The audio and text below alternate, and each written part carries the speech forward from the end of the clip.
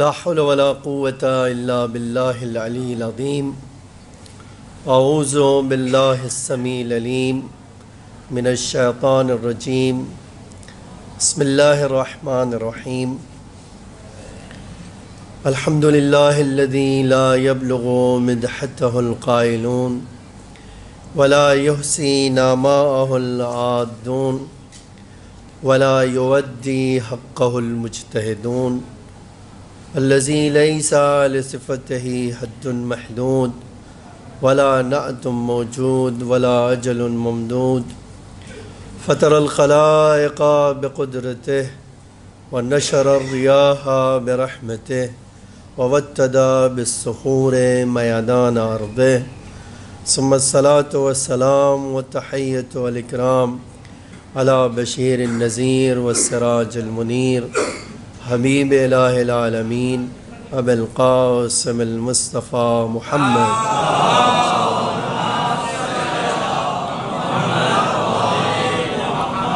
وعلى آله الطيبين الطاهرين المعصومين المظلومين الغر الميامين لا سيما الإمام المبين بقية الله في الأرضين الحجة الثاني عشر الإمام المهدي المنتظر صلوات الله وسلامه عليه. أما بعد فقد قال الله تعالى في محكم كتابه المجيد وفرقانه الحميد وقوله الحق. بسم الله الرحمن الرحيم. إنا أعطيناك الكوثر فصل لربك وانحر إن شانئك هو الأبتر. ایک صلوات پڑھیے محمد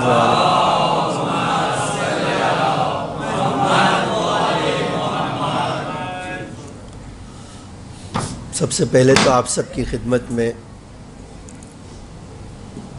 اس عظیم الشان و بابرکت ولادت با سعادت کی تبریک و تہنیت پیش کرتے ہیں اور زمانے کے امام کو ان کی جد ماجدہ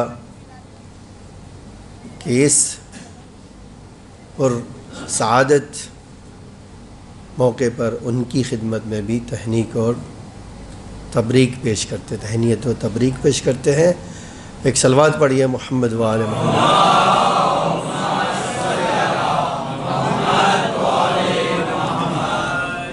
عزیزان گرامی، یہ مختصر سا سورہ ضرور ہے لیکن اس کی انفرادیت اور اس کی جامعیت پورے قرآن سے الگ ہے. اسی لیے اس آیہ کریمہ میں اس چھوٹے سے سورہ میں جو اللہ نے الفاظ استعمال کیے ہیں، جو ترکیب استعمال کیے ہیں، اس کو پورے قرآن سے ممتاز رکھا ہے. ایک صلوات پڑھیے محمد و آل محمد.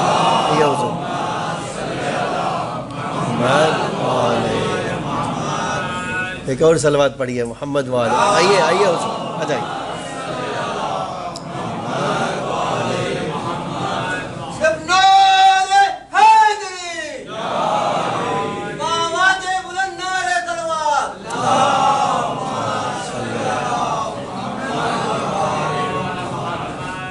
تو آپ کی خدمت عالی میں عرض کر رہے تھے کہ یہ سورہ بالکل مختصر ضرور ہے لیکن اس کے الفاظ، اس کی ترکیب، اس کی جامعیت پورے قرآن میں اپنی انفرادی حیثیت رکھتی ہے، بالکل الگ حیثیت رکھتی ہے. آپ اگر لفظ کوثر کو دیکھ لیجئے، پورے قرآن میں اللہ نے ایک ہی بار استعمال کیا. اب آپ کبھی سوچئے کہ اللہ پورے قرآن میں ایک ہی بار کیوں استعمال کر رہا ہے؟ بتانا چاہتا ہے جس کے بارے میں ہے وہ بھی ایک ہے تو لفظ کا انتخاب بھی ایسا ہی ہونا چاہیے. ٹھیک ہے؟ اور واقعاً اس کے بعد جو لفظ میں کہنا چاہتا ہوں وہ اس کی تفسیر پہ نہیں بہت جانا چاہتا ہوں اور نہ ہی اس میں، بس اسے یہ کہنا چاہتا ہوں کوثر کی جتنی تفسیر بتائی گئی، ٹھیک ہے، اگر آپ کوثر سے کہہ دیے قرآن ہے تو فاطمہ قرآن ہے، اگر کہہ دیجیے کوثر کے مراد دین ہے تو دین ہی فاطمہ ہے. ٹھیک ہے، اگر آپ کہیے قلب مصطفیٰ ہے تو فاطمہ قلب مصطفیٰ ہے. اگر کہیے کوثر سے مراد روح ہے تو فاطمہ روح مصطفیٰ ہے. تو جتنے الفاظ آپ دیکھیں گے اس لفظ کوثر میں اللہ نے جتنی تفسیر چاہیے آپ کر لیجئے، لیکن کوئی اس کی حقیقت تک نہیں پہنچ سکا. آپ کبھی، بڑی عجیب بات نہیں ہے، اتنے تفسیر آئی، اتنے الفاظ کی بیان کرنے والے، اتنے مفکر بڑی بڑی فکروں کے ساتھ اپنا سارا دماغ صرف کر دیا، لیکن ایک لفظ کی تفسیر نہیں کر سکے. تو ایک جملہ کہنے کو دل چاہتا ہے نا، جب کوئی لفظ فاطمہ سے جڑ جائے تو سارے مفسر مل کے تفسیر نہ کر سکتے ہوں تو فاطمہ کی تفسیر کیا کریں گے؟ عزیزان گرامی، شاید یہیں سے ایک مقدمہ آپ کے سامنے پیش کرنا چاہتا ہوں. وہ مقدمہ یہ ہے کہ دیکھیں، دنیا میں کسی کی بھی تعریف، انٹروڈکشن، اس کے کمال، اس کی ذات، اس کے صفات کو ہمیشہ پہچانوایا جاتا ہے منصب کے ذریعے سے. آپ کی توجہ تھوڑی دیر کے لیے اس مقدمے کی طرف چاہتا ہوں، تاکہ جو نقطے کی طرف اشارہ کرنا چاہتا ہوں وہاں آپ ماشاء اللہ قابل فہم ہے، اور اس میں کوئی دو رائے نہیں ہے کہ یہ ولایت، اہل ولا کا مجمع ہے، اور وہ بھی اہل ولا وہ جو بی بی کے نور ولایت سے مزین ہے. تو اب یقینی بات ہے جن کے یہ خصوصیت ہو وہی کسی حد تک شمع فضیلت فاطمہ کو سمجھ سکتے ہیں، اس کے علاوہ کوئی نہیں ہے. آج ادراک واقعاً شاید ممکن نہیں ہے. تو یہ جملہ جو کہنا چاہتا ہوں، آپ کبھی غور کیجئے اس پہ کہ کسی بھی دنیا میں کسی بھی انسان کی تعریف، انٹروڈکشن، پہچانوانا، کمال بتانا، یہ کب ممکن ہوتا ہے؟ جب ہمیں منصب کا پتہ ہو. ٹھیک ہے، مثال کے طور پر منصب رسالت ہے، تو ہم رسالت کیا ہے ہم کہہ سکتے ہیں، رسالت کہتے ہیں اس کو کہ اللہ کا پیغام لے کر بندوں تک پہنچا دے. نہیں، نبی کہتے کس کو ہے؟ جو خبر اللہ کی طرف سے لے اور بندوں تک پہنچا دے، ہے نا، یا اپنی ہاتھ تک محدود رکھے. امامت کہتے کس کو ہے؟ قرآن سے پوچھ لیجئے. تو جتنے عہدے ہوتے ہیں وہ عہدوں کو جان کر انٹروڈکشن کرانا آسان ہوتا ہے. آج ہم سے پوچھے رسول کون، تو ہم کہہ دیں گے جس کی فکر پر وحی الہی کا پہرا ہو. نہیں، نبی کون؟ جس کو اللہ نے اصطفاء اور اجتباء کی منزل پہ رکھا ہو، ہے نا. نبی کون؟ جو الہی پیغام کو بندوں تک پہنچانے والا ہو. تو جتنے منصب ہیں ان سب کو ہم جب دیکھتے ہیں تو اس کی ڈیفینیشن آسانی سے ہمیں پتہ چل جاتی ہے نا. لیکن بی بی کے پاس ظاہراً کوئی منصب نہیں ہے نا، ظاہراً کوئی منصب نہیں ہے. عصمت اللہ نے منتخب کر کے دیا ہے، معصوم بنایا ہے، ٹھیک ہے، لیکن کوئی منصب دیا. تو رسول کی تعریف تو ممکن ہے، فاطمہ کی تعریف ممکن نہیں ہے. آپ پوچھیں گے کیوں؟ اس کا جواب خود ہمارے اماموں نے دیا ہے. آج چھٹے امام کی حدیث ہے، یہ آپ پڑھیے، انا انزلناہ فی لیلۃ القدر، ہم نے قرآن کو نازل کیا ہے شب قدر میں. وما ادراک ما لیلۃ القدر، اور آپ نہیں جانتے ہیں کہ لیلۃ القدر کیا ہے نا. چھٹے امام فرماتے ہیں ہماری ماں لیلۃ القدر ہے.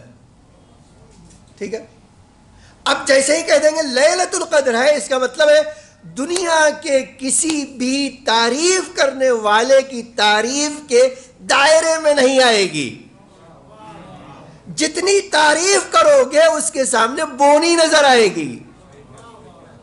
جس کے کمالات بتاؤ گے وہ کمالات اس کی ذات کے سامنے چھوٹے پڑ جائیں گے. ٹھیک ہے، جتنا مرتبہ بتانے کی کوشش کرو گے ہر مرتبہ اس کے سامنے آ کر سجدہ کرنے لگے گا. ٹھیک ہے، آپ دلیل سننا چاہتے ہیں تو میں ایک دلیل لاتا ہوں آپ دلیل پہ غور کیجیے، آپ واقعی سوچئے کہ یہ جو ہے، اور یہ ایک ایسی دلیل پیش کرنا چاہتا ہوں، ہمارے وہاں ایک بڑی پریشانی رہی ہے پوری تاریخ میں، وہ یہ ہے کہ اگرچہ امام شافعی نے ظاہراً یہ جملہ کہا ہے، یہ کسی نے پوچھا کہ علی کے فضائل آپ بتا دیجئے، تو انہوں نے کہا کہ میں ایسے شخص کے فضائل کیسے بتا سکتا ہوں جس کے چھپانے والے دوست بھی ہیں دشمن بھی ہیں۔ دیکھیے یہ بڑی عجیب بات ہے، دشمن چھپائیں تو سمجھ میں آتا ہے نا، بھئی وہ تو دشمن ہی کر رہے ہیں، لیکن دوست چھپائیں یہ سمجھ میں نہیں آتا انسان کے کہ دوست کیوں چھپائیں گے، لیکن انہوں نے وضاحت کی، کہا دشمن تو دشمنی میں چھپاتے تھے، دوست اس لیے چھپاتے تھے کہ ہم کہیں فضائل کو درک نہ کرنے کی بنا پر بھٹک نہ جائیں۔ ٹھیک ہے، یہ سچ بات بھی ہے، آپ پوری تاریخ اٹھا کر دیکھیں۔ تو اسی طرح خود شہزادی کے بھی فضائل ایسے ہیں جو دوست اور دشمن، دوستوں نے بھی اور دشمنوں نے بھی، دوستوں نے ڈر کے مارے اور دشمنوں نے دشمنی میں۔ آپ ایک بڑا تاریخی جملہ کہہ رہا ہوں، آپ اس پہ غور کیجئے گا، پوری تاریخ میں یہ جملہ آپ اگر کوئی عالم اہل سنت 2-4 حدیثیں وہ اہل بیت کی فضیلت میں لکھ دے تو 1 تک تو برداشت ہے، 2 تک تو برداشت ہے، لیکن 2-3 سے زیادہ بڑھا تو یہ کہتے ہیں یہ شیعہ ہو گیا ہے۔ پوری تاریخ میں اٹھا کے دیکھ لیجیے، ٹھیک ہے، اگر اس نے اہل بیت کی شان میں 2-4 حدیث لکھ دیا تو کیا کہتے ہیں؟ فوراً کہیں گے کہ وہ شیعہ ہو گیا۔ ٹھیک ہے، اب ایسی صورت میں کیا ہوگا؟ ایسی صورت میں جس کو اپنی دکان بچانا ہے وہ تو حدیث نقل نہیں کرے گا، کرے گا؟ نہیں کرے گا نا۔ لیکن میں حدیث سنانا چاہتا ہوں تاکہ وہ دلیل تک پہنچاؤں۔ المستدرک علی الصحیحین، حاکم نیشا پوری نے، یہ آپ اسی سے سمجھئے کہ یہ المستدرک علی الصحیحین کا مطلب کیا ہوتا ہے کہ وہ حدیثیں، وہ فضائل جو بخاری کی شرطوں پر، مسلم کی شرطوں پر کھری اترتی تھیں لیکن ان دونوں نے نقل نہیں کیا۔ ٹھیک ہے، جو حدیثیں صحیح مسلم کے معیار اور شرائط پہ کھری اترتی تھی، جو حدیثیں بخاری کی شرائط پہ صحیح اترتی تھی لیکن انہوں نے نقل نہیں کیا۔ اب میں نہیں کہوں گا کیوں، دیکھیے کیوں نہیں نقل کیا۔ اگر آپ کی شرائط پہ کھری اترتی تھی اور آپ نماز پڑھ پڑھ کے حدیثیں لکھ رہے تھے تو ان حدیثوں کو کیوں نہیں لکھا؟ ہے نا سوال؟ واقعی کبھی سوچنے کی بات ہے، پوری تاریخ میں بڑی ذمہ داری سے کہہ رہا ہوں۔ اب اگر آپ دیکھیں گے تو اس کی وجہ کیا ہے؟ اس کی وجہ وہ ڈر ہے، خوف۔ اگر اہل بیت کی چند حدیثیں فضائل میں لکھ دیا تو شیعہ نہ کہا جائے، لوگ کہہ دیں گے شیعہ ہے، تو پھر کیا کریں گے؟ دکان بند ہو جائے گی۔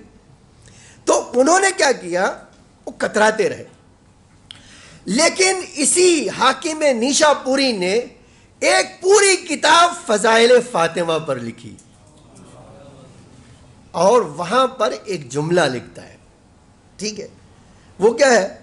کہتے فضائل فاطمہ سلام اللہ علیہا۔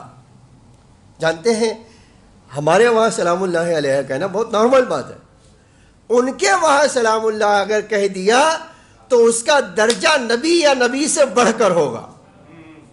ٹھیک ہے، یہ آپ ان کے وہاں، اسی لیے شارح جو آیا اس کتاب کا اس نے سلام اللہ کو بدل کر رضی اللہ کہہ دیا۔ دیکھیے آپ جرم کیسا ہے، مصنف لکھتا ہے سلام اللہ اور اس کی وضاحت کرنے والا رضی اللہ پہ پہنچ گیا۔ کیوں؟ اگر ایک قدم آگے آئے گا تو کہاں چلا جائے گا؟ وہ رافضی بن جائے گا، شیعہ۔ تو اب اس میں جو حدیث میں نقل کرتا ہوں، میں نے اسی لیے پہلا جملہ یاد رکھیے گا، میں نے کیا کہا کہ اگر منصب ہو تو کسی کے ہم وحدے کی وضاحت کر سکتے ہیں، کسی کا رتبہ بیان کر سکتے، کسی کے کمالات کو بیان کر سکتے، کسی کے فضائل کو بیان کر سکتے، لیکن جب ہمیں رتبہ ہی پتہ نہ ہو تو ہم کمالات بتانے سے عاجز اور ناتوان بن جاتے ہیں. ٹھیک ہے.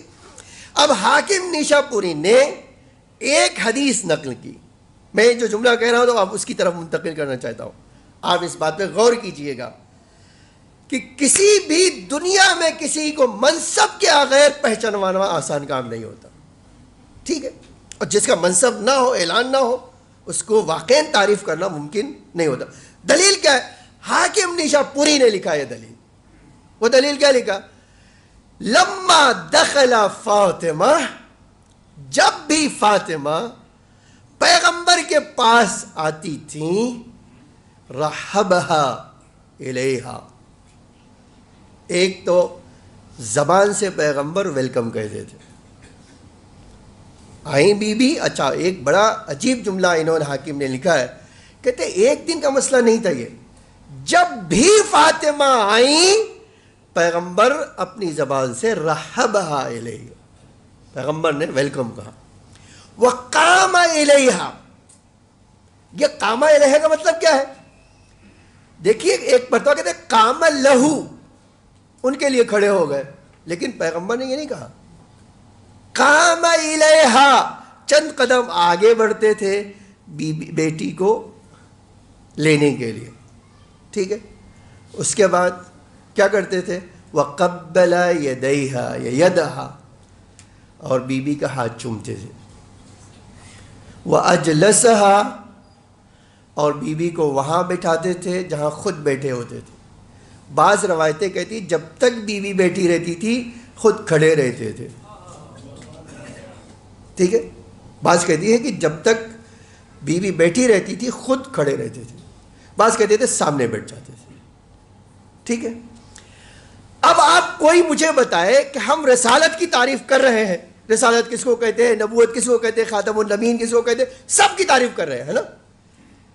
تو ہمیں تو پتا ہے کہ بھائی پیغمبر کیا ہے، لیکن جس کے لیے آخری نبی کھڑا ہو جائے اس کو کیا کہیں؟ دیکھیے، یہ ہمیں بتائیے کہ وہ منصب کیا ہے. اب ہم کیا کہیں کہ اس کی تعریف ہو جائے؟ اچھا، اگر خالی یہ مسئلہ نہیں ہے عزیزان گرامی، ایک بار کا تو مسئلہ ہے نہیں.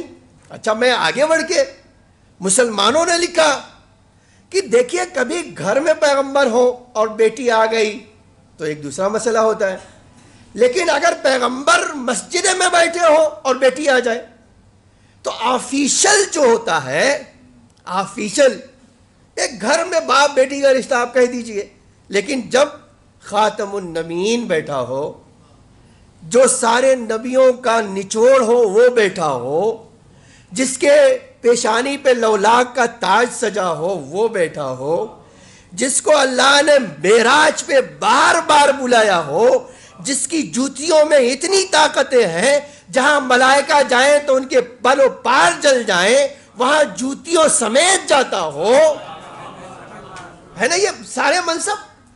تو یہ ایسا نبی جب بھی فاطمہ چاہے تو کھڑا ہو جائے، اور کھڑا ہی نہ ہو، ہاتھوں کو چومے.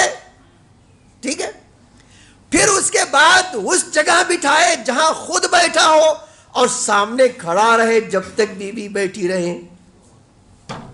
اسی لیے ایک جملہ کہہ رہا ہوں، اور آپ کی دادے سماعت بھی چاہتے ہیں.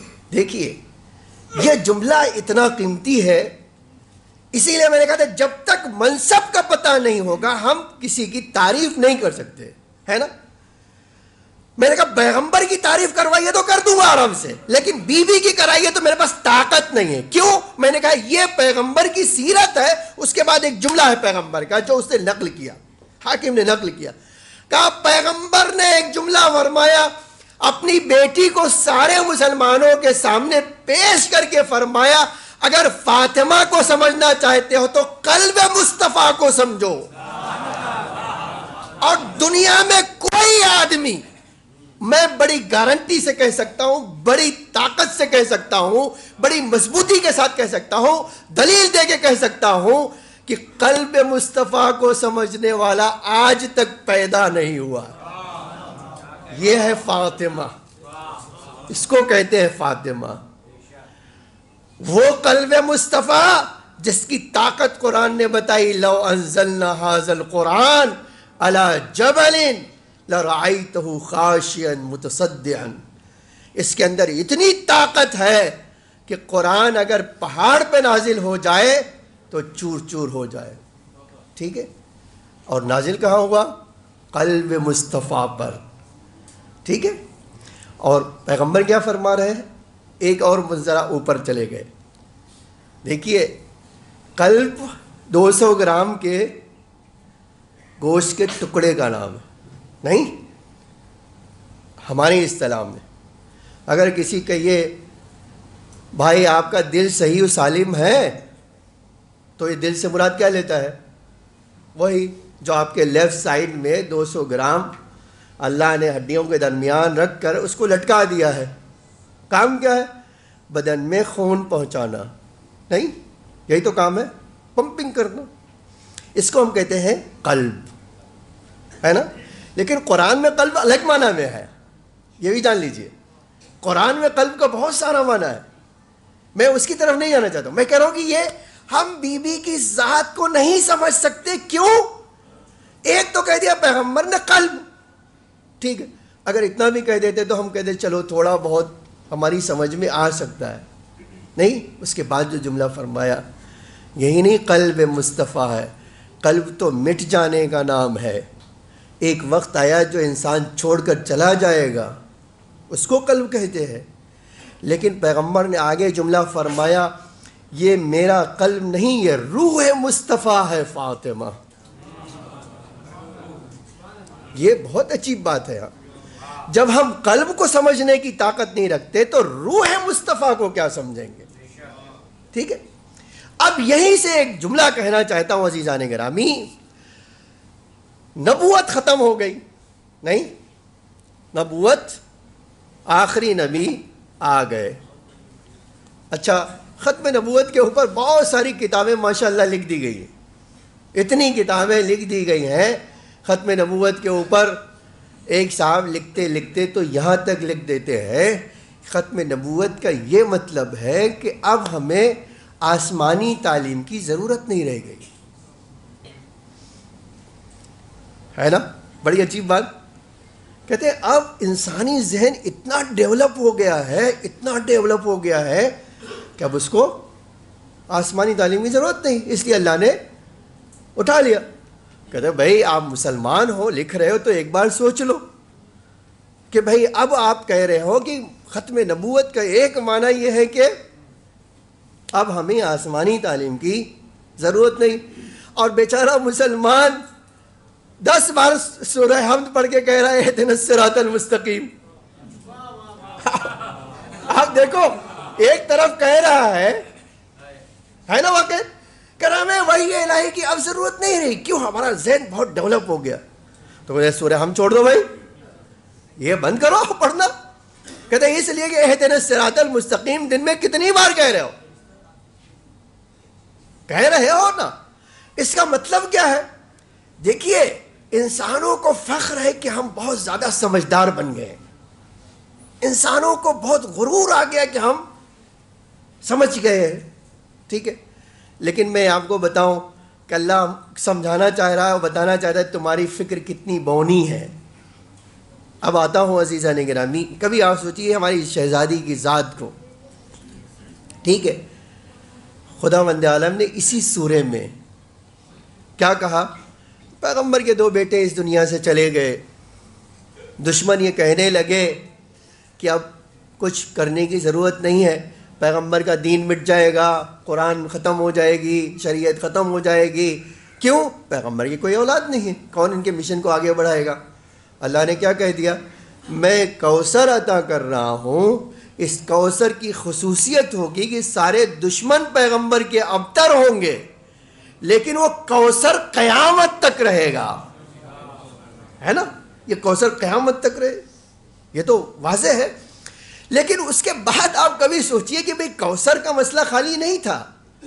اب مسلمان یہ کرے ہمیں ضرورت نہیں ہے اس کی، ہمیں تو آسمانی تعلیم کی ضرورت نہیں. اور سورہ حمد اللہ تعالیٰ نے کہا کہ بھئی آپ میں کہہ رہا ہوں مسلمان پڑھنا چھوڑ دو، تمہیں تو ضرورت نہیں رہ گئی. لیکن دوسری طرف جو میں متوجہ کرنا چاہتا ہوں وہ ہماری شہزادی کی ذات ہے. دنیا میں وعلیکم السلام سب سے ایک صلوات پڑھیے محمد وآل محمد.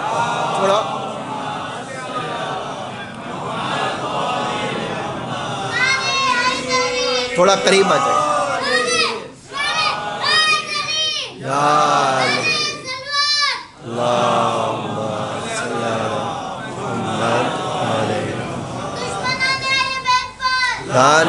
بے شمار.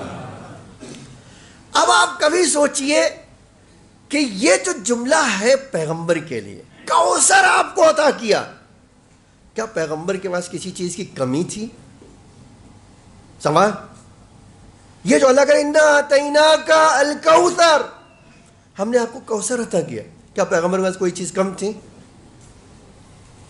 اگر کم نہیں تھی تو اللہ یہ جو ہے احسان جتا کے کہہ رہا ہے ہم نے کوثر عطا کیا، اور یہ اتنی بڑی نعمت ہے کہ آپ کو اس کے شکرانے کے لیے دو کام کرنا پڑے گا، نماز بھی پڑھنا ہوگی اور قربانی بھی دینا ہوگی، ہے نا؟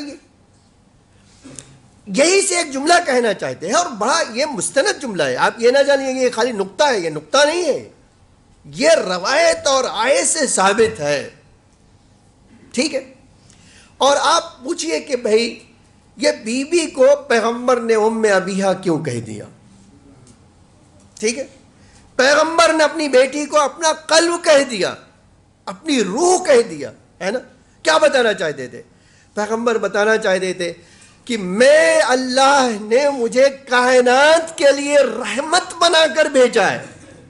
نہیں، میں کائنات کے لیے رحمت بن کر آیا ہوں. اس کا مطلب کیا ہے؟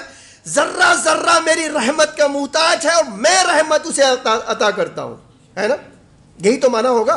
میں آپ کو اے اللہ وما ارسلناک الا رحمتا للعالمین، ہم نے نہیں بھیجا اس سوائے کہ آپ کو رحمت بنا کر، اور عالمین کا یعنی جہاں جہاں دنیا عالم کا تصور ہے وہاں وہاں اللہ کا تصور رحمت ہے نا؟ تو ذرہ ذرہ کائنات کا اللہ کے رسول کی رحمت کا محتاج ہے. اور جو ساری کائنات کا رحمت ہو، ساری کائنات کے لیے رحمت ہو، اس کے لیے رحمت ہے فاطمہ.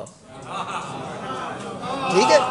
یہ بڑی عجیب بات ہے عزیزان گرامی. اور ایک جملہ کہنا چاہتا ہوں، آپ دیکھیے، ایک طرف یہ ہے، دوسری طرف میرے پاس روایت کا جملہ ہے، حدیث ہے کہ جو کائنات کا مشکل کشا ہو اس کی مشکل کشا ہے فاطمہ. یہ بی بی کون؟ جو مشکل کشا کے لیے مشکل کشائی کرتی ہے، جو رحمت للعالمین کے لیے رحمت بن کر آئی ہے. ٹھیک ہے. اب آپ ایک جملہ، مجھے ایک روایت سنانا تھا، میں اتنا مقدمہ کہ یہ روایت سنانے کے لیے تاریخ میں ہے کہ ایک صحابی جو ہے باہر سے، مدینے کے باہر سے آیا. پورے مدینے میں بڑے بڑے نامور صحابی ہیں. ٹھیک ہے.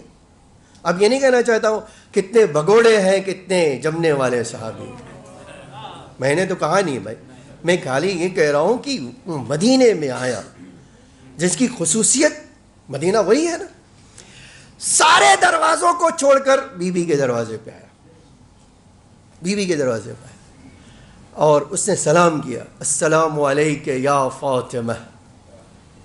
جواب دیا بی بی نے، جواب کہلوایا وعلیکم السلام. پوچھا کون ہے؟ اسے نام بتایا. کہا بی بی نے عجب جملہ پوچھا، کہا جب سارے لوگ چھوڑ چکے ہیں تو تمہیں یہ دروازہ کیوں یاد آیا؟ آخر سارے لوگ چھوڑ چکے ہیں میرے بابا کی وفات کے بعد، تو تمہیں کیوں یاد آیا؟ اس نے بڑا عجیب جواب دیا. اس نے کہا خدا کی قسم مدینے میں برکت ڈھونڈ رہا تھا، آپ کے دروازے کے علاوہ کہیں برکت نظر نہیں آئی، تو برکت لینے کے لیے آپ کے دروازے پہ آیا ہوں. کیا لینے کے لیے آیا ہوں؟ برکت لینے کے لیے آیا ہوں. بی بی نے کہا اچھا، اگر تم نے سارے دروازے کو چھوڑ دیا ہے اور ہمارا دروازہ، تو تم اس مرکز پر پہنچ ہی گئے ہو جو ہر برکت امت کے لیے برکت کا سبب ہے. ٹھیک. فرمایا ایک حدیث ارشاد فرمایا بڑی عجیب, آپ سن چکے ہیں حدیث کو. کہا دیکھو برکت چاہیے نا, ہم تمہیں بتاتے ہیں. جو آدمی من اصبح وصلی علیہ, جو صبح کرے اور مجھ پر درود پڑھے اور میرے بابا پہ درود پڑھے.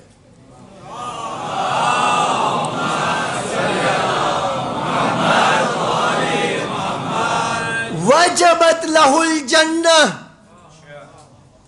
جو 3 دن صبح کرے اور مجھ پر اور میرے باپ پر درود و سلام پڑھے, جنت اس کو واجب مل جانا.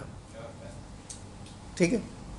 اب آپ کبھی سوچئے یہ حدیث آیا کیا, وہ برکت لینے. ٹھیک ہے. بی بی کیا بتا رہی ہیں؟ جنت. 3 دن درود پڑھو, سلام کرو مجھے, تمہیں جنت مل جائے گی. آپ کبھی سوچئے کہ بی بی میں آیا ہوں برکت لینے, آپ مجھے جنت دے رہی ہو.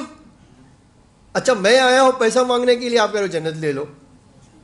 تو بڑا عجیب سے لگتا ہے نا.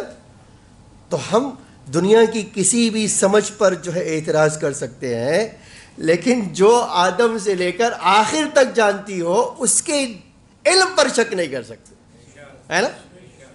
جس کا مصحف آج اماموں کے علم کا مرکز بن جائے, اس کے علم کی کوئی حد کیا بیان کر سکتا نہیں. تو اب جو ہے آپ کبھی سوچئے بی بی نے کیا فرما دیا کہ تم اگر چاہتے ہو برکت تو مجھ پر اور میرے باپ پر 3 دن درود اور سلام پڑھو, ہے نا. یہی میں سوال کچھ اور ہے. صلی اللہ علیہ وسلم. دیکھیے آپ کے جنتی ہونے میں تو مجھے کوئی شک نہیں ہے کہ ایک بار تھوڑی, اب تو روز ہی صلوات پڑھ رہے ہیں. 3 دن کیا, ہم 300 سال پورے زندگی بھر صلوات پڑھتے ہیں. تو بحث ہی نہیں ہے کہ اس میں کوئی بحث نہیں. میں دوسری بات کی طرف آپ کے ذہن کو متوجہ کر رہا. بی بی نے یہ جملہ کہا تو ہر آدمی کو جو ہے تصور ہوتا ہے نا بھائی برکت وہ مانگ رہا ہے. تو اب ایک دوسری بات میں اسی سے کہنا چاہتا ہوں, آپ کے لیے میرے لیے جتنے بھی اعمال بتائے گئے ہیں سب کا مقصد کیا ہے؟ نماز پڑھوں جنت, روزہ رکھوں جنت. ٹھیک ہے. اگرچہ اس سے انکار نہیں ہے کہ بھائی جو عبادتیں ہیں وہ سب کچھ نہ کچھ اثرات رکھتی ہیں, اس میں کوئی بحث نہیں ہے. کوئی روزی کا سبب ہے, کوئی بیماری کو دور کرتی ہے, کوئی بلاؤں سے بچاتی ہے, اس سے کوئی بحث نہیں. نماز پڑھتے انسان ہر برائی سے بچاتی ہے. یہ اعمال کے آثار کا انکار نہیں ہے. میں ایک دوسری طرف آپ کو لے جانا چاہتا ہوں. تو جتنے بھی اعمال ہیں سب کا سب ایک نتیجہ ہے, آخری نتیجہ جنت ہے. نہیں, آخری نتیجہ جنت. کتنے سال بعد ملے گی آپ کو؟ یہ تو بڑا مشکل سوال میں نے کر دیا. 2000 سال, 3000 سال, 500 سال, 200 سال, کب ملے گا یہ آپ کو اور مجھے دونوں کو پتہ نہیں, ہے نا. لیکن ہم روایتوں میں, آیتوں میں, ائمہ نے, سیرت میں, سب میں آپ کو کیا ہے, یہ کام کرو گے تو اللہ کی خوشنودی اور جنت ملے گا, یہ انعام ملے گا, یہ چیزیں ملے گی. چلیے بڑی مناسبت سے یہ روایت یاد آئی تو سنائی دیتا ہوں. بی بی نے ایک بار اپنے بابا سے شکایت کی, بابا میں کافی پریشان ہو جاتی ہوں, کئی کام ایک سر جب آ جاتے ہیں تو میں تکلیف میں مبتلا ہو جاتا ہوں. مثال کے تو میں ظاہراً یہ حدیث جو ہے, بیوی کے شکم میں بچہ بھی ہے, چکی بھی چلا رہی ہیں, گھر کی صفائی بھی ہے, یہ ہے. بیوی نے شکایت دی. پیغمبر نے فرمایا بیٹا یہ دعا پڑھ, یہ بہت عجیب دعا ہے. یا رب الاولین والآخرین, یا رازق القوت المتین, یا راحم المساکین, یا ارحم الراحمین. یہ 4 جملہ ہے. ٹھیک ہے. کہا بیٹا جب بھی دنیا کی کوئی تکلیف تجھے تکلیف لگنے لگے تو یہ دعا پڑھ لے. بی بی پلٹ کر آئیں. امام نے پوچھا کہ آپ کسی پریشانی کے لیے گئی تھی, کیا ہوا؟ تو بڑا عجیب جملہ بیوی نے فرمایا کہ اے علی میں گئی تھی دنیا کی پریشانی کو اپنے بابا سے حل کروانے, میرا باپ اتنی محبت کرتا ہے کہ دنیا اور آخرت دونوں پریشانیوں کا حل مجھے بتا کر بھیجا. ٹھیک ہے, یہ ایک بیچ میں آ گئی بات, یہ جملے مترجہ تھا, مجھے آپ کو کچھ اور سنانا ہے. تو ساری طاقت انسان صرف کرے کیوں؟ جنت جنت جنت ہے نا, میری زندگی میں خوشحالی آئے, میری زندگی میں مثلا کڑواہٹ ختم ہو جائے, پریشانیاں دور ہو جائیں, اچھائیاں, خوشی خوشی خوشی سب آ جائے, ہے نا, کوئی کڑواہٹ نہ رہے. اسی لیے مجھے کیا کرنا چاہیے؟ یہ سارے کام جو اللہ نے بتایا وہ کرنا چاہیے. رزلٹ کتنے دن بعد ملے گا؟ میں نے آپ سے کہلوا لیا, یہ رزلٹ آپ کو بھی پتہ نہیں کتنے دن کے بعد ملے گا, مجھے بھی پتہ نہیں ہے. ٹھیک ہے, ہاں یہ ہمارے پاس روایت میں ہے کہ اگر آپ اہل بیت کے چاہنے والے ہیں تو آنکھ بند کیا تو آپ کی قبر کو جنت کا ایک ٹکڑا بنا دیا جائے گا. یہ ہے وہ نو ڈاؤٹ, لیکن مریں گے تب نا, اس کے پہلے تو. اور کسی سے کہیں کہ آپ کے لیے فرشتہ بلا رہا تھا تو شاید اٹھ کے بھاگ جائے گا کہ بھائی دیکھو. تو یہ ایک نتیجہ ہے, میں آپ کو اس نتیجے کی طرف لے جانا چاہتا ہوں جلدی سے, کہ سارے اعمال, ساری عبادتیں, ساری تسبیح, سارے تحلیل, ساری تقدیس کا نتیجہ کیا ہے؟ جنت. آخر میں اللہ کے قرب, اللہ کی رضا, ہے نا. اچھا, بی بی نے کیا کہا؟ میرے اوپر درود پڑھو تمہیں وہ مل جائے گا, ہے نا. بس ایک جملہ کہنا چاہتا ہوں, ہماری عبادتوں میں زہرا کی عبادتوں میں یہی فرق ہے. ہم عبادت کریں گے تو ہمیں پتہ نہیں کتنے دن بعد جنت ملے گی, لیکن زہرا نماز پڑھے گی تو جنت کا کھانا بھی آئے گا, جنت کا درزی بھی آئے گا, جنت کا بانٹنے والا بھی آئے گا. فرق کیا ہے؟ ہماری اعمال جنت کے لیے ہے, بی بی کا عمل جنت کے لیے نہیں ہے, جنت اس کے عمل کے لیے ہے. ٹھیک ہے, اب اس کے بعد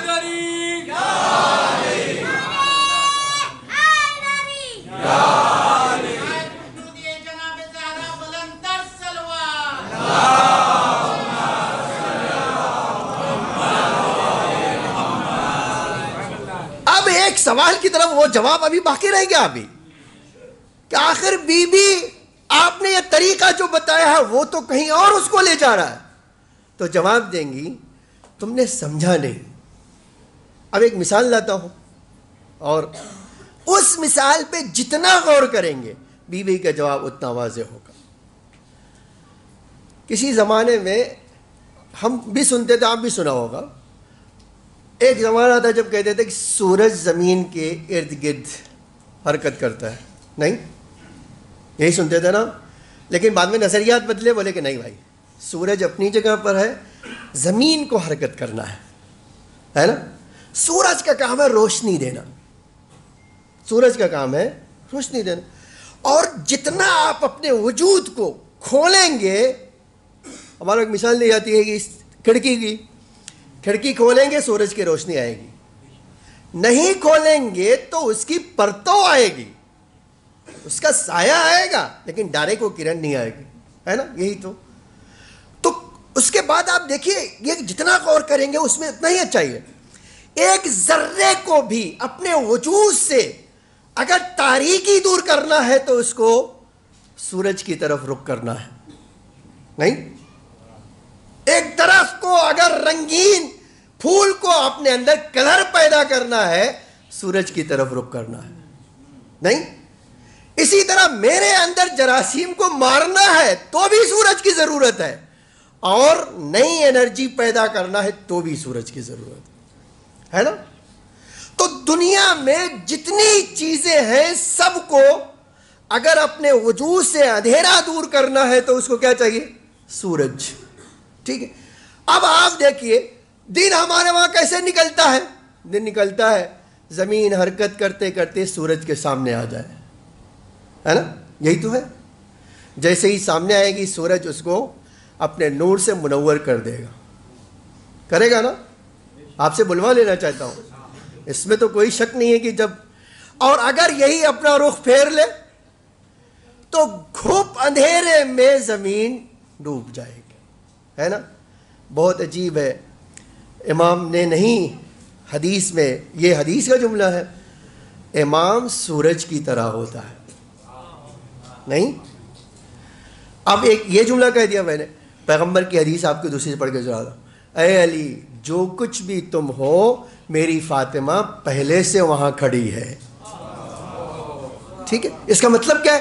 اگر علی سورج ہیں تو فاطمہ بھی سورج ہیں, ہے نا. اب اگر میں زمین ہوں, ٹھیک ہے, اور وہ سورج ہے, تو اگر مجھے اپنے وجود سے تاریکی نکالنا ہے تو کیا کرنا ہے؟ مجھے اس سورج کے سامنے کھڑے رہنا ہے, نہیں. اور اگر منہ میں نے پھیر لیا تو میرے وجود میں تاریکی چھن جائے گی. بیوی نے فرمایا تھا اس راوی سے, جب تک تم ہماری طرف توجہ کرتے رہو گے تمہاری زندگی برکت ہی برکت والی ہوگی, اور جیسے ہی ہمارے سے منہ موڑو گے تمہارے وجود میں تاریکی ہی تاریکی ہوگی.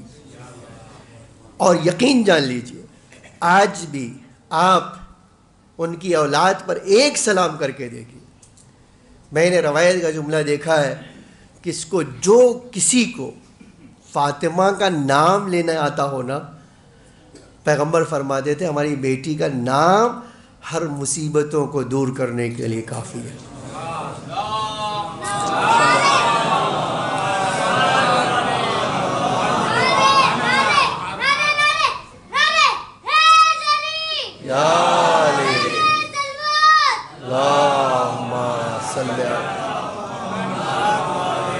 تو آپ بتائیے, ایک سلوات کہہ کے بیوی نے کہا سلام کرو گے تو تمہاری توجہ ہماری طرف ہوگی, اور جیسے ہی ہماری طرف توجہ ہوگی ہماری کرنیں تمہیں نورانی کر دیں گی.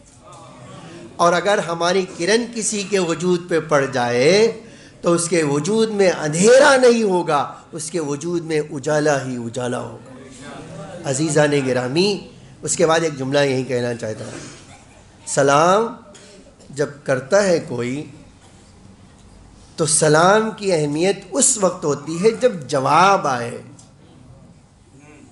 نہیں, دیکھیے آج سلام کا جواب دینا واجب ہے, لیکن ایک سوال ہوتا ہے کس کے سلام کا جواب دینا واجب ہے نا. ایک واقعی بڑا لطیف جملہ ہے پیغمبر کا, میری بیٹی کو اللہ نے کائنات کا مشکل کشا بنا کر بھیجا. ان ابنتی فاطمہ ملجأ الناس, یہ حدیث کا جملہ ہے. میری بیٹی کائنات کے ہر بھٹکتے ہوئے انسانوں کی پناہ گاہ ہے, یہ حدیث میں پیغمبر نے فرمایا. اب کبھی آپ سوچئے کہ وہ بیٹی جو اس حد تک فضیلت پر فائز ہو, جو ساری دنیا کے لیے رحمت, حتی پیغمبر کے لیے رحمت بن کر آئی ہو, کیا ہو سکتا ہے کہ اس کی ذات سے کسی کو نقصان پہنچے؟ نہیں نا, ہو سکتا نہیں ہو سکتا. لیکن آ گیا میں بات, اگر کوئی زمین کا ایسا حصہ ہو جو اس سے منہ موڑ لے تو رحمت دینے میں کمی ہے یا اس کے لینے میں کمی ہے؟ آج شاید بیوی نے یہ جملہ کہہ کے بتا دیا تھا کہ جس کے سلام کا میں جواب نہ دوں تم جان لینا اس کی زندگی میں کوئی برکت نہیں ہوگی. شاید یہی وجہ ہے کہ ہم آگے بڑھ کے کہتے ہیں اگر سلام نہیں دیا تو لعنت کا مستحق بن گیا. نہیں, یہ تو خود دلیل ہے. عزیزان گرامی, یہی وجہ ہے, میں ایک جملہ کہہ کے بات مکمل کرنا چاہتا ہوں. میں نے لکھا تھا کوئی اور ٹاپک, میں نے لکھا تھا کہ 20 وجہ قرآن میں جناب مریم کے لیے بتائی گئی. ان ساری 20 چیزوں میں ہماری شہزادی مریم پر فضیلت رکھتی. ٹھیک ہے, ابھی تو ہم نے شروع کیا تھا کہ بھئی دیکھو جو رحمت بن کر آیا ہو. اور یہیں سے ایک بات کہنا چاہتا ہوں, آپ شہزادی کی عظمت کو سمجھنا چاہتے ہیں تو ہمارے پاس روایت ہے, معتبر روایتوں میں آیا ہے کہ اللہ نے اپنے رسول کو یہ رحمت دینے کے لیے باقاعدہ تیاری کروائی, باقاعدہ تیاری کروائی. ہمارا رسول وہ ہے جس کے صدقے میں کائنات پیدا ہوئی ہے. اللہ کیا کہہ رہا ہے اسے کہ اے میرے حبیب, ایک آپ کو پلان, ایک رحمت دینا چاہتا ہوں, ایک کوثر عطا کرنا چاہتا ہوں, لیکن اس کے لیے آپ کو تیاری کرنا پڑے گی. کیا گھر سے دور رہیے؟ کیا پیغمبر کے گھر میں کوئی ایسی چیز ہو سکتی ہے جو اللہ کو ناپسند ہو؟ اصلاً نہیں ہو سکتا ہے، تصور نہیں کر سکتے ہم. یہ ممکن نہیں ہے کہ اللہ کے رسول کے گھر میں کوئی ایسی چیز ہو جو اللہ کو ناپسند ہو. اس کے باوجود اللہ کہہ رہا ہے کہ اے میرے حبیب آپ کو گھر سے دور جانا ہوگا. ٹھیک ہے، اللہ کے رسول کے طیب و طہارت ہونے میں تو کسی کا شک نہیں ہے. نہیں، جو دنیا کو طہارت دینے والا ہو اس سے اللہ کہہ رہا ہے کہ اے میرے حبیب نہیں، آپ کو گھر سے باہر رہنا ہوگا. بعض روایتوں میں ہے کہ دنیا کا کوئی کھانا بھی نہیں کھانا ہے، میں آپ کو جنت سے کھانا بیچوں گا. ٹھیک ہے، وہاں رہیے. پھر اس کے بعد اے میرے حبیب کسی سے بات بھی نہیں کرنا ہے. یہ بڑی عجیب بات نہیں ہے کہ رسول آئے پیغام پہنچانے کے لیے، اللہ کہہ رہا ہے کہ 40 دن کسی سے بات نہیں کرنا ہے. اب میں نے کسی عارف کے اس میں دیکھا یہ کہ انسان جب بات کرتا ہے تو چاہے جتنی اچھی بات کرے لیکن وہ تسبیح کے برابر تو نہیں ہو سکتی نا، وہ تقدیس پروردگار کے مقابل تو نہیں ہو سکتی نا، وہ تحلیل پروردگار کے مطابق تو نہیں ہو سکتی نا. تو اللہ نے کہا اپنے رسول سے کہ اب آپ بات بھی جو کہیں گے وہی الہی کے مطابق ہوگی، اس کے باوجود مجھے وہ نہیں چاہیے. مجھے آپ 24 گھنٹے صرف اللہ کی حمد و ثنا کیجیے. ٹھیک ہے، قلب پیغمبر ایسا تھا کہ پیغمبر سوتے بھی تھے تو اللہ ان کے دل سے تسبیح و تحلیل کی آواز آتی تھی. اس طرح کے پیغمبر تھے. 40ویں دن اللہ نے کہا آج پانی بھی بھیج رہا ہوں، غسل بھی جنت کے پانی سے کرو،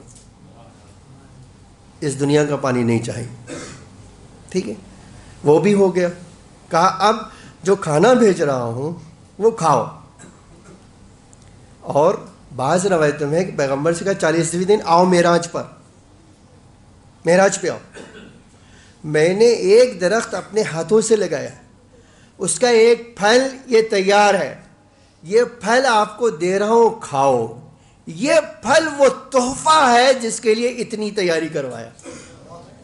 میں ایک جملہ کہوں، جہاں ہر طہارت کا مرکز ہے مصطفیٰ پیغمبر، ہر طہارت کا مرکز ہے، وہ دوسروں کو طہارت عطا کرنے والے ہیں.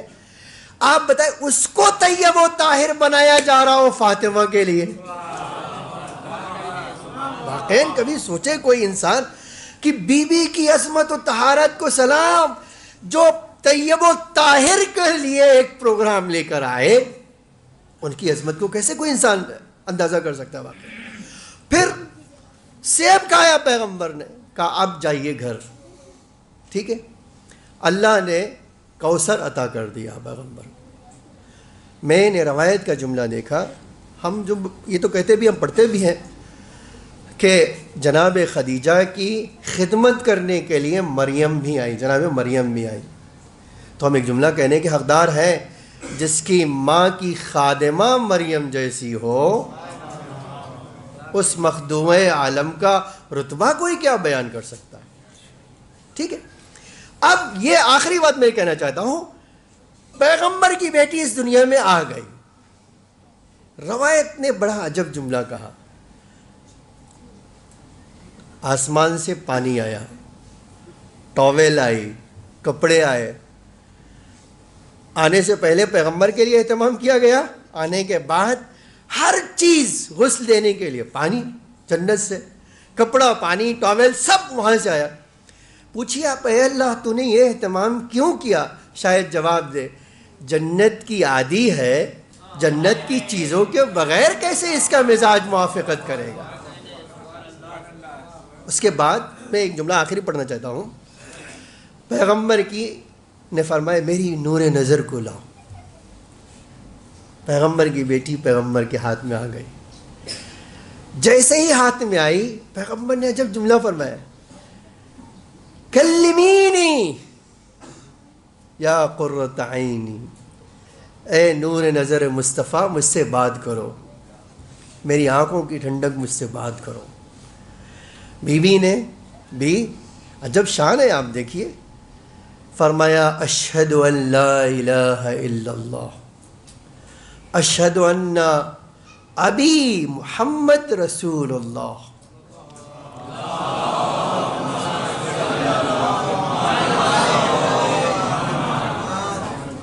پہلا لفظ میں شہادت دیتی ہوں اللہ ایک ہے، اس کے علاوہ کوئی معبود نہیں۔ دوسری شہادت، میں گواہی دیتی ہوں کہ میرا باپ اللہ کا رسول ہے۔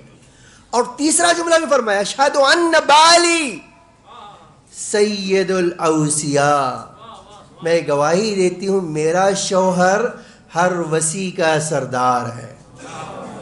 ٹھیک ہے، بی بی تین گواہی کیوں، دو ہی پہ اکتفا کرو۔ آپ کبھی سوچئے کہ بھائی پہلی بار بنت مصطفیٰ پیغمبر کے ہاتھوں میں آتی ہے اور کیا گواہی دیتی ہے؟ اللہ کی ذات میں گواہی دیتی ہے اللہ ایک ہے، میرا باپ رسول اللہ ہے، میں بیوی ہوں یا میرا شوہر سید الاوصیاء ہے۔ فرما دیا یاد رکھنا اگر با ایمان مرنا چاہتے ہو تو تین کلمے کو یاد رکھنا، تین کلمے کے بغیر ایمان تمہارا مکمل نہیں ہوگا۔ اب مسلمانوں سے پوچھئے کہ اگر دو کلمہ چاہیے یا تین کلمہ چاہیے؟ پیغمبر نے تو اپنی بیٹی کی تصدیق پہلے دن ہی کر دیا تھا، جس کے پاس تین کلمہ ہوگا وہ میری بیٹی کا چاہنے والا ہوگا، اور جس کے پاس دو کلمہ ہوگا وہ طے کر لے کس کا چاہنے والا ہے نا۔ عزیزان گرامی، میں ایک جملہ کہنا چاہتا ہوں، آج ہاتھ میں پیغمبر کی آئی ہے، پہلا جملہ جو ہے پیغمبر بھی اپنی بیٹی سے کہہ رہے باتیں کرو۔ کوئی دنیا کا باپ پہلی بار اپنی بیٹی کو ہاتھ میں لے کے کہتا بات کرو بیٹا، اور وہ بھی ادھر لفظ نکلا ادھر بیٹی نے، اور وہ بھی کیسی بات، ان حقائق کو بیان کیا جس کو سمجھنے کے لیے بھی انسانوں کو سالوں کی ضرورت ہوتی ہے، اس کو چند جملوں میں بتا دیا۔ بتانا چاہتی تھی بی بی کہ جس کی پیدائش بھی انوکھی ہو اس کا وجود بھی انوکھا ہے، اس کا علم بھی انوکھا ہے، اس کی اولاد بھی انوکھی ہے۔ جب ان سارے انوکھے پن کو اپنے اندر وجود میں حاصل کر لو گے تو تم صاحب برکت بنو گے۔ عزیزان گرامی، بی بی کی ولایت، بی بی کی عظمت، بی بی کا وجود اس کائنات کے لیے برکت کا سبب۔ میں نے وہ جملہ چار پڑھ دیا، یہ ہماری بیوی نے نقل کیا ہے۔ آپ اس سے فائدہ اٹھانا چاہتے ہیں، آپ جتنا پڑھیں گے اتنا اس کی برکت حاصل ہو۔ اس لیے بیوی کے لفظ جو زبان سے نکلے ہوں وہ اپنے الگ اثر رکھتے۔ آئیے میں دعا کرتا ہوں، الہی بحق زہرا و ابیہا و بالہا و بنیہا و سر المستودع فی، اے اللہ تجھے بی بی کی عصمت کا واسطہ ہماری اس عبادت کو قبول فرما۔ اے اللہ تجھے جناب زہرا کے تمام مراتب کا واسطہ ہم حاجت مند ہیں، اپنی درگاہ سے ہماری حاجتوں کو قبول فرما۔ اے اللہ ہم سب کے رزق حلال میں برکت عطا فرما۔ اے میرے معبود، امام زمانہ علیہ السلام کے ظہور میں تعجیل فرما، زمین کو آقا کے ظہور کے لیے آمادہ فرما، ہم سب کو آقا کے حقیقی غلاموں میں شمار فرما۔ اے میرے معبود تجھے محمد اور آل محمد کا واسطہ جو بیمار ہیں انہیں شفائے عاجل و کامل عطا فرما۔ اے اللہ جو کسی دنیاوی مشکلات میں گرفتار ہیں ان کی مشکلات کو حل فرما۔ اے اللہ جو بے گھر ہیں انہیں گھر عطا فرما، جو بے اولاد ہیں انہیں اولاد نرینہ عطا فرما، جو مقروض ہیں ان کے قرضوں کو ادا فرما۔ اے اللہ ہماری اموات پر اپنی رحمت و مغفرت نازل فرما، ان کے درجات کو بلند سے بلندتر فرما۔ اے اللہ ہمارے ڈھیر سارے گناہوں کو معاف فرما، ہماری مختصر سی عبادتوں کو قبول فرما۔ اے اللہ شیعان علی جہاں بھی ہوں ان کی جان و مال عزت آبرو کی حفاظت فرما۔ اے میرے معبود تجھے محمد اور آل محمد کا واسطہ شیعان علی پر اپنا خاص لطف و کرم نازل فرما۔ اے اللہ اسلام کے پرچم کو سر بلند فرما، کفر و نفاق کے پرچم کو سر نگوں فرما۔ اے میرے معبود شیعان علی جہاں بھی ہوں ظالموں کے نرغے میں خاص طور سے جو ہیں لوگ ہیں، اے اللہ ظالموں کے شر سے انہیں نجات عطا فرما۔ اے اللہ ہمیں حج و زیارت کی توفیق عطا فرما۔ میرے معبود تجھے محمد اور آل محمد کا واسطہ اس دنیا میں محبت اہل بیت اور آخرت میں شفاعت اہل بیت نصیب فرما۔ اے اللہ وارث زہرا کے ظہور میں تعجیل فرما، زمین کو آقا کے ظہور کے لیے آمادہ فرما، ہم سب کو آقا کے حقیقی غلاموں میں شمار فرما۔ اے اللہ ہماری عیدی کو امام کے ظہور میں تعجیل قرار فرما۔ ربنا تقبل منا انک انت السمیع العلیم۔